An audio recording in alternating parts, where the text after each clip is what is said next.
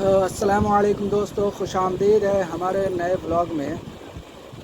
تو دوستو آج جو ہے میں صبح ایک بیان سن رہا تھا، جس میں ایک بریلوی عالم بیان کر رہے تھے کہ دیوبندی کے بارے میں، کہ دیوبندی اگر کعبۃ اللہ شریف کے اندر طواف کرتے ہوئے تلبیہ پڑھتے ہوئے، یعنی لبیک اللہم لبیک لا شریک لک لبیک ان الحمد والنعمت لک والملک لا شریک لک لبیک پڑھتے ہوئے مر گیا تو جہنم میں جائے گا۔ اور سنی بریلوی وہ اگر انہوں نے بیان کے اندر ایک ایسا لفظ استعمال کیا ہے جو کوئی بھی لینا پسند نہیں کرے گا، کوئی بھی لینا پسند نہیں کرے گا، لیکن وہ ایک عالم ہو کر کے وہ اس طریقے کا الفاظ استعمال کرتے ہیں کہ اگر بریلوی وہاں پر مر گیا تو سیدھا جنت میں جائے گا۔ پہلے آپ جو ہے اس بیان کو سنیے، اس کے بعد آپ کو ملتا ہوں میں۔ دیوبندی اگر گستاخ رسول کعبے کے اندر طواف کرتا ہوا لبیک اللہم لبیک لبیک لا شریک لک لبیک کہتے ہوئے مر جائے، جہنم میں جائے گا۔ بے شک سبحان ہے۔ اور سنی خدا نخواستہ رنڈی خانے پر مرے، جنت میں جائے گا۔ سبحان ہے، بے شک۔ کیا بول دیا، کیا بول دیا، ارے بھائی کسی مولانا کے پاس، ارے کیا تحریک کر دی، ارے میں نے کہا یہ تو بتا کیا کری، کم بخت چلا رہا، بتا تو۔ بولے انہوں نے کہہ دیا سنی رنڈی خانے پر مرے۔ میں نے کہا سن،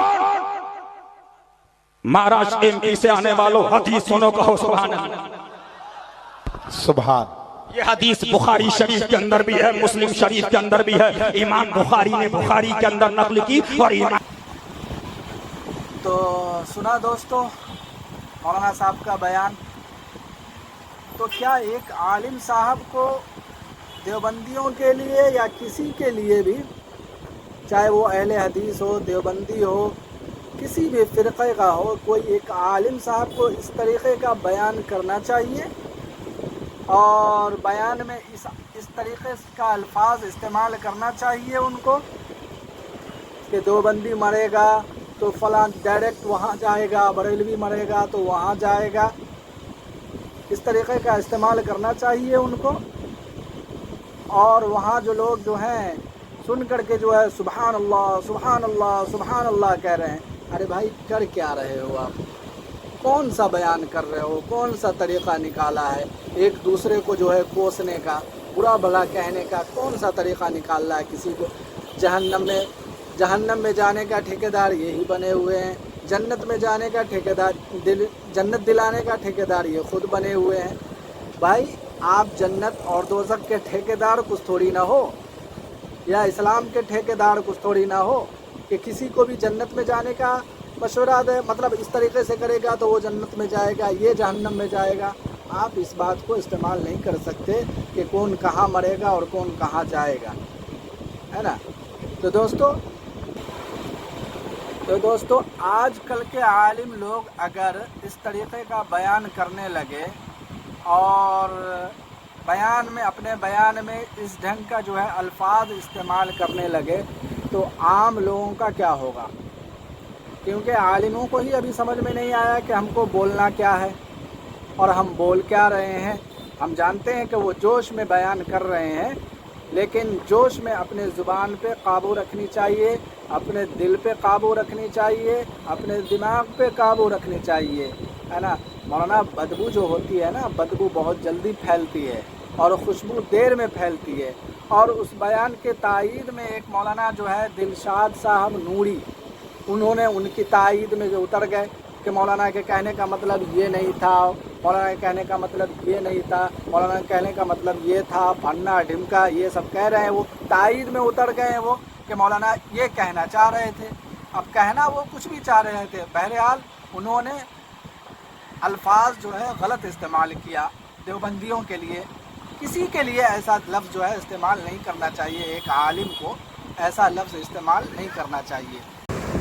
تو جب بات بڑھ جائے اور बहुत ज़्यादा बढ़ जाए तो जब दूसरे लोग आपकी सफाई आकर के दे रहे हैं ना, मैं उनको कह रहा हूँ जिन्होंने जो है बयान किया है, उनको कह रहा हूँ कि जब बात ज़्यादा बढ़ जाए और दूसरे लोग आपकी सफाई देने के लिए आगे आ रहे हैं तो कम से कम आपको तो आगे आना चाहिए था कि नहीं मेरे कहने का मतलब ऐसा नहीं था, वैसा था। जो भी कुछ कहना होता आप अपनी सफाई में, इसका मतलब है कि आप अपने बात पे कायम हैं, आप अपनी बातों पे कायम है। इस वजह से आपने है ना दूसरा वीडियो डालना मुनासिब नहीं समझा या कुछ कहना मुनासिब नहीं समझा। तो इससे ये ज़ाहिर होता है कि आप अपने अल्फाज पे कायम हैं और आपका सोच भी यही है। लेकिन दूसरे लोग आकर के जो है कह रहे हैं नहीं मौलाना को ऐसे नहीं कहनी चाहिए, मौलाना के कहने का मतलब ये नहीं था, मौलाना को कहने का मतलब वो था, ये था, वो एक हदीस बयान कर रहे हैं। अरे हदीस बयान कर रहे हैं तो हदीस में कहाँ है कि देवबंदी मरेगा या कोई मरेगा तो वो सीधा जो है जहन्नम में जाएगा। हदीस बयान कर रहे हैं तो उसको तरीक़े से बयान कीजिए कि काबतुल्लाह में मरेगा तो वो जहन्नम में जाएगा और वहाँ मरेगा तो वो जन्नत में जाएगा। ये सब कहने की क्या ज़रूरत है। मौलाना आप उनके तायीद में आए हैं तो वो उतना ही कीजिए जितना मुनासिब लगे आपको। बहरहाल उन्होंने जो है जो कहा है वो अल्फाज को उनको वापस लेनी चाहिए और आकर के आवाम के सामने आकर के उनको जो है अपनी सफाई देनी चाहिए और कुछ भी नहीं। और आवाम से भी है कि अगर आपको इस्लाही तकरीर सुननी है और सुन्नियों की ही सुननी है तो मौलाना सलमान अज़हरी साहब बेहतरीन मुफ्ती हैं, बेहतरीन अंदाज में बयान करते हैं। अगर एक एक लफ्ज़ वो ऐसा बयान करते हैं कि दिल में उतर जाता है।